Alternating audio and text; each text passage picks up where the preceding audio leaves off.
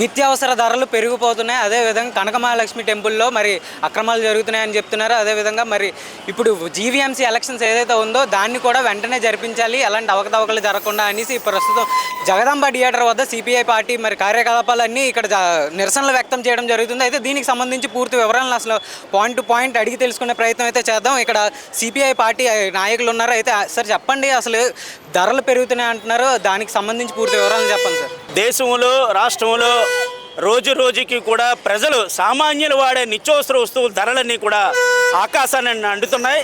ఇప్పటికే బియ్యం ధర అనేది 25 కేజీలు బియ్యం బస్తా అనేది ఈ మధ్యకాలంలో ఈ 15 రోజుల్లోనే దాదాపు 400 రూపాయలు అనేది 25 కేజీల బస్తాకి అనేది పెరిగింది.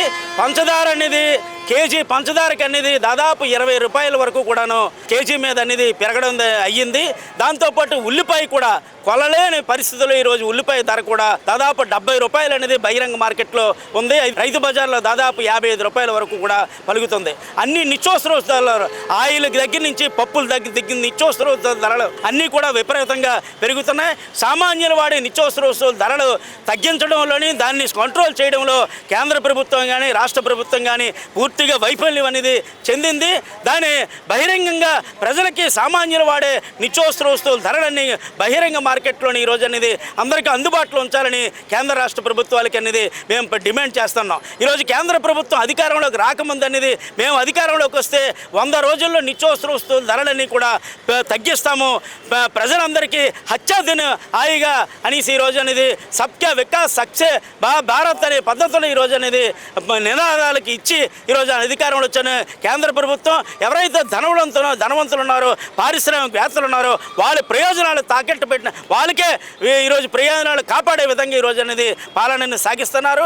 ప్రజలు నిత్యావసర వస్తువుల ధరలన్నీ కూడా తగ్గించాలని మేము డిమాండ్ చేస్తున్నాము. ఆగస్టు నెలంతా కూడా మేము నిత్యావసర వస్తువుల ధరలు తగ్గించాలని, పేదలు ఏదైతే వాడుతున్నారో వాళ్ళ తాలూకు బాగోగులు చూడాలనేసి, పేదల తరపున పరిపాలన ఆ విధంగా సాగించాలనేసి మేము ప్రచార ఆందోళన కార్యక్రమాన్ని సిపిఐగా నిర్వహించాం.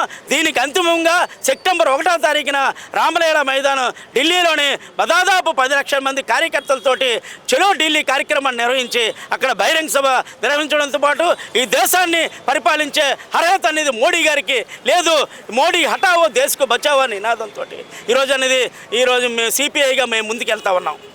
అయితే సార్ కనకమహాలక్ష్మి ఆలయంలో తప్పులు జరుగుతున్నాయి, దీనికి సంబంధించి పూర్తి విచారణ జరిపించాలని చెప్తున్నారు. దీని గురించి పూర్తి వివరాలు చెప్పండి. ఇప్పుడు కనకమహాలక్ష్మి ట్రస్ట్ ఏదైతే ఉందో ఆ టెంపుల్కి సంబంధించి మధ్యకాలంలో వైసీపీ కార్పొరేటర్గా ఉన్న ఆయన్ని ఈరోజు చైర్మన్గా అనేది నియమించడం జరిగింది. చైర్మన్గా నియమించిన తర్వాత ఆయన సొంతంగా ఈరోజు టిక్కెట్లు ఏవైతే ఉన్నాయో ఆయనే ముద్రించి ఈరోజు ప్రజలకు పంపిణీ చేయాలనేది వాళ్ళ సొంత జాగిరిలాగా, అంటే ప్రభుత్వం తాలూకు ట్రస్ట్ అది. ఎండోమెంట్ ఏదైతే ఉందో ఎండోమెంట్కి సంబంధించి ఉన్నదాన్ని బోర్డుని వీళ్ళు సొంతంగా చెయ్యాలనేది జనసేన నాయకులు అనేది ఆలోచన చేస్తే దాని మీద ఏదో ఎమ్మెల్యే ఎవరైతే ఉన్నారో వంశీకృష్ణ శ్రీనివాస్ కూడా దాన్ని పిలిచి ఏదో డబ్బులు పెట్టారనేది చెప్తున్నారు. ఇది సరైన విధానం కాదు. ఇటువంటి నాయకులు ఎవరైతే ఉన్నారో వీళ్ళు ముందు పార్టీని సస్పెండ్ చేయాలి. ఇలా చేసే తప్పుడు నిర్ణయాలు ఏవైతే ఉన్నాయో తప్పుడు అంటే పక్కదారిని పట్టించే విధానాలకి పూనుకున్న వాళ్ళందరినీ కూడా సస్పెండ్ చేయాలని సిపిఐగా ఈరోజు డిమాండ్ చేస్తున్నాం. ఆ విచారణ కలెక్టర్ గారు ఎవరైతే ఉన్నారో దాన్ని విచారణ జరిపి దోషులు ఎవరైతే ఉన్నారో దోషులు శిక్షించాలని సిపిఐగా డిమాండ్ చేస్తున్నాం. అయితే సార్ మీరు చెప్పండి, జీవీఎంసీ ఎన్నికలకు సంబంధించి ఆల్రెడీ ప్రస్తుతానికి డేట్ కూడా రిలీజ్ అని చెప్పి మరి దీనికి సంబంధించి మీరు ఎందుకు నిరసన వ్యక్తం చేస్తున్నారు, దీని పూర్తి వివరాలు చెప్పగలరా సార్?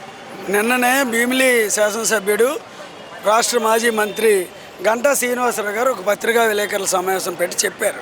భీమిలి, ఆనందపురం, పద్మనాభం, పెందుర్తి మండలాల్లో ఉన్నటువంటి 79 పంచాయతీలు, అదేవిధంగా భోగాపురం అంతర్జాతీయ విమానాశ్రయం ఉన్న ప్రాంతాన్ని కూడా కలిపి జీవీఎంసీలో కలపడానికి ప్రతిపాదనలు పంపించాం. గ్రామ సభలు కూడా పెడుతున్నాం. ఈ మొత్తం ప్రక్రియ అయిన తర్వాత ఎన్నికలు జరుపుతాం అంటున్నారు. ఇది ఒక రకంగా గందరగోళం సృష్టించడానికి అనేది సిపిఐగా మేము భావిస్తున్నాం. 98 వార్డులు ఉన్నవి 120 చేశారు. 120 కాకుండా ఇప్పుడు 150 అంటున్నారు. ఇప్పుడు 150 కాకుండా ఇవన్నీ కలిపితే ఎన్ని అవుతాయో తెలియదు. మా ఉద్దేశం ప్రజలను గందరగోళంలోకి నెట్టి ఎన్నికలకు జరపకుండా ఎగ్గొట్టడానికి వేస్తున్న ఎత్తుగడ మాత్రమే. రాజశేఖర రెడ్డి గారు 2007లో జీవీఎంసీ ఎన్నికలు జరిపారు. అదేవిధంగా జగన్మోహన్ రెడ్డి జీవీఎంసీ ఎన్నికలు జరిపాడు. చంద్రబాబు నాయుడు హయాంలో ఎప్పుడూ జీవీఎంసీ ఎన్నికలు జరపలేదు. ఇప్పుడు కూడా అటువంటి ఎత్తుగాడు వేయడానికే వీళ్ళు ప్లాన్ చేస్తున్నారు. ఈ గందరగోళం ప్రజల్ని ఇబ్బంది పెట్టకండి. 98 జరుపుతారా, లేదంటే మీరు 150 ప్రతిపాదన చేశారు దాంతోనే జరుపుతారా? తక్షణమే ఎన్నికలు జరిపితే 1600 కోట్లు ఈ ఆర్థిక సంఘం నిధులు వస్తాయని అంటున్నారు. అవి రాబట్టుకోవడానికైనా సిద్ధతతో వ్యవహరించి ఎన్నికలు జరపాలని సిపిఐ తరఫున డిమాండ్ చేస్తున్నాం.